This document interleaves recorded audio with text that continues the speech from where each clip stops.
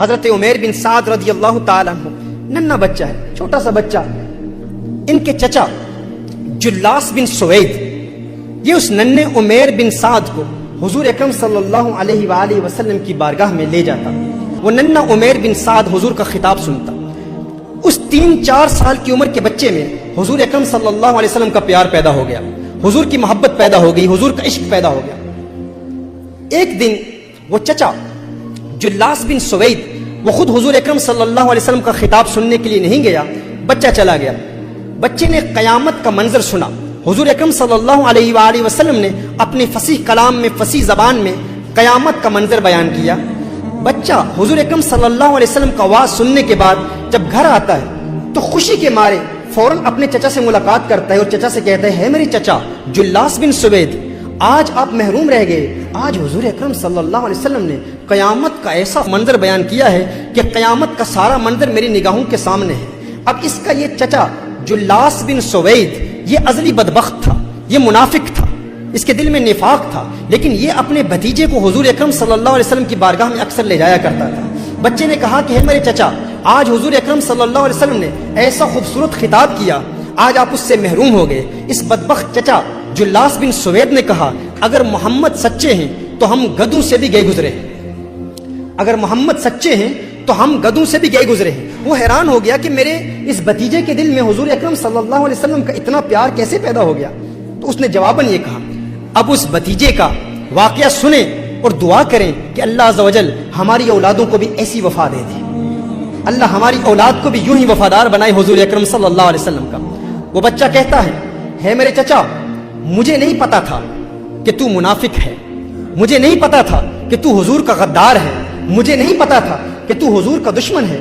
تو میری انگلی پکڑ کر مجھے حضور کی بارگاہ میں لے جایا کرتا تھا. اب دیکھیں یہ وہ بچہ ہے جس نے ابھی کلام کرنا سیکھا ہے، ابھی گفتگو کرنا سیکھا ہے، لیکن حضور اکرم صلی اللہ علیہ وسلم کی محافل کی برکت دیکھیں کہ اس کی زبان میں کیسی فصاحت جاری ہو گئی. ہے میرے چچا تو منافق ہے اور مجھے نہیں پتا تھا کہ تو حضور اکرم صلی اللہ علیہ وسلم کا دشمن ہے. میں تو حضور کی محبت میں تیرے ساتھ حضور کی محفل میں جاتا تھا. اب میرے پاس 2 ہی راستے ہیں.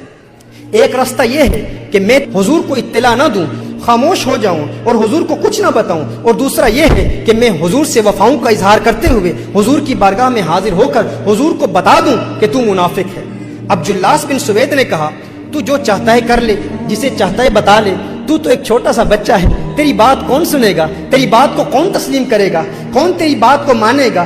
ابھی تو نے بات کرنا سیکھا ہے، ابھی تو نے کلام کرنا سیکھا ہے، جا جسے چاہتا ہے بتا.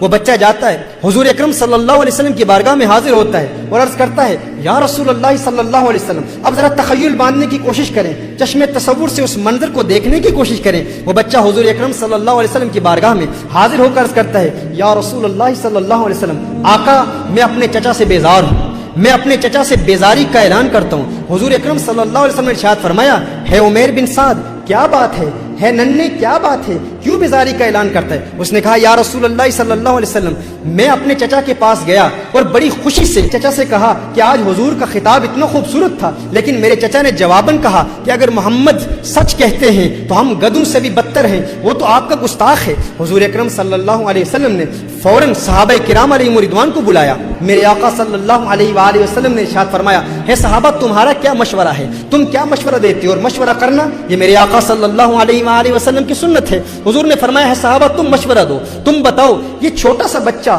جلاس بن سوید کے متعلق کہتا ہے کہ جلاس بن سوید جو اس کا چچا ہے وہ منافق ہے. صحابہ عرض کرتے ہیں یا رسول اللہ صلی اللہ علیہ وسلم، آقا یہ چھوٹا سا بچہ ہے، اسے کسی بات کا علم نہیں. جلاس بن سوید ایک شیخ کبیر ہے، ایک بزرگ شخصیت ہے، ایک عرصے سے مسجد نبوی میں نمازیں ادا کرتا ہے. یا رسول اللہ صلی اللہ علیہ وسلم وہ تو منافق نہیں ہو سکتا. یہ چھوٹا سا بچہ جو ابھی جس نے کلام کرنا شروع کیا ہے، اس کی بات پر ہم اعتماد کیوں کر لیں؟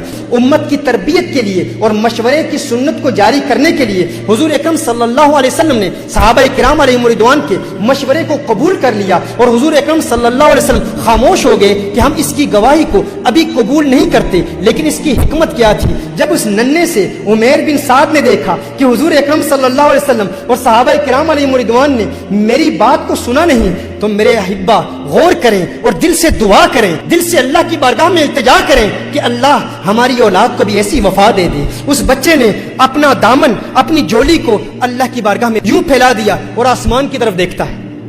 وہ بچہ آسمان کی طرف دیکھتا ہے، یوں جولی پھیلا کر آسمان کی طرف دیکھ کر کہتا ہے اللہ اگر میں سچا ہوں تو آج میری سچائی ثابت کر دے، آج تو میری سچائی کی تصدیق کر دے، اور ہے اللہ اگر میں جھوٹا ہوں آج تو بیان فرما دے۔ محترم احبہ دعا کریں اللہ ہماری اولادوں کو بھی ایسی وفا دے دے، ایسا پیار دے دے۔ اس بچے کی زبان سے یہ کلمات ابھی جاری کیے ہوئے، پاک زبان سے جب کلمات جاری ہوتے ہیں تو تیری دعا نہ اثر سے کبھی ملول ہوئی، ادھر زبان سے نکلی ادھر قبول ہوئی۔